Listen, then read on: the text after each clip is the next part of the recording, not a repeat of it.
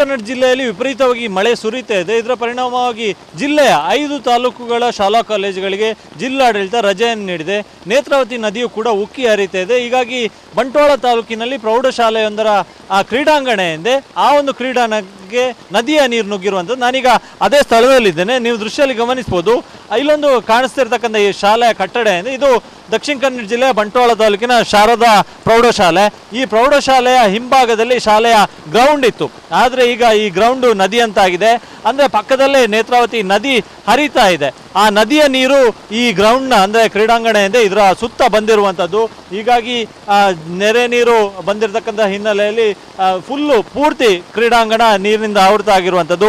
ಈಗಾಗಲೇ ದಕ್ಷಿಣ ಕನ್ನಡ ಜಿಲ್ಲೆಯಲ್ಲಿ 5 ತಾಲೂಕುಗಳ ಶಾಲಾ ಕಾಲೇಜುಗಳಿಗೆ ರಜೆಯನ್ನು ನೀಡಿದ್ದಾರೆ. ಅದರಲ್ಲಿ ಪ್ರಮುಖವಾಗಿ ಬಂಟ್ವಾಳ, ಸುಳ್ಯ, ಪುತ್ತೂರು ಹಾಗೆ ಬೆಳ್ತಂಗಡಿ, ಕಡಬ ಈ ಒಟ್ಟು 5 ತಾಲೂಕುಗಳ ಶಾಲಾ ಕಾಲೇಜುಗಳಿಗೆ ಇವತ್ತು ರಜೆಯನ್ನು ನೀಡಲಾಗಿದೆ.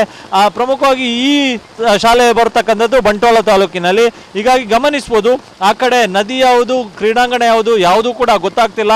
ಸಾಕಷ್ಟು ಪ್ರಮಾಣದಲ್ಲಿ ಮಳೆಯೂ ಕೂಡ ಇವತ್ತು ಬೆಳಗ್ಗಿನಿಂದಲೂ ಕೂಡ ಸುರಿತಾನೆ ಇದೆ, ಕಂಟಿನ್ಯೂ ಆಗಿ ಬರ್ತಾ ಇದೆ. ಇವತ್ತು ಜಿಲ್ಲೆಯಾದ್ಯಂತ ರೆಡ್ ಅಲರ್ಟ್ ಕೂಡ ಇದೆ. ಸದ್ಯ ಈ ರೀತಿಯ ಅಂದರೆ ಇದು ಕ್ರೀಡಾಂಗಣಕ್ಕೆ ನುಗ್ಗಿರುವಂಥ, ಇದರ ಜೊತೆಗೆ ಕೃಷಿ ಭೂಮಿಗೂ ಕೂಡ ನೀರು ನುಗ್ಗಿದೆ. ಹೀಗಾಗಿ ನದಿ ತೀರದಲ್ಲಿರ್ತಕ್ಕಂಥ ಜನರು ಎಚ್ಚರದಿಂದ ಇರಬೇಕು ಅನ್ನೋದನ್ನು ಕೂಡ ಸೂಚನೆ ನೀಡಲಾಗಿದೆ. ಸಾಕಷ್ಟು ಕಡೆಗಳಲ್ಲಿ ಹಾನಿಯೂ ಕೂಡ ಆಗಿದೆ. ಹೀಗಾಗಿ ಈ ನದಿ ತೀರದಲ್ಲಿರ್ತಕ್ಕಂಥ ಗ್ರಾಮಗಳಿಗೆ ಪ್ರವಾಹ ಭೀತಿಯೂ ಕೂಡ ಈಗ ಸದ್ಯಕ್ಕೆ ಎದುರಾಗಿರ್ತಕ್ಕಂಥದ್ದು. ಕ್ಯಾಮ್ರಾ ಪರ್ಸನ್ ಇಲ್ಫೇಜ್ ಜೊತೆ ಅಶೋಕ್, TV9 ಮಂಗಳೂರು.